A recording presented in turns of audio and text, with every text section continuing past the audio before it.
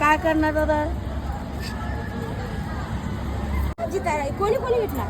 नाही त्या मी घेतलं 1 किलो पाहिजे.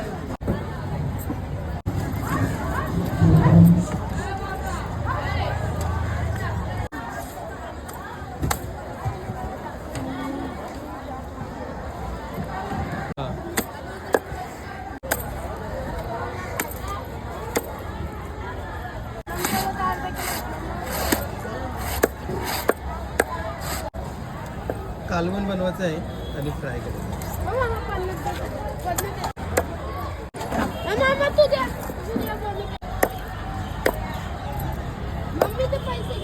चांगला फ्रेश आहे. फ्रेश आहे ना? असे बोनलेस पीस केले ना हा. ते कालवणाला पण चांगले होतात, फ्रायला फ्राय पण करायला चांगले पण चांगले. चांगले होतात. म्हणजे छोट्या मुलांना काटा नाही लागत ना.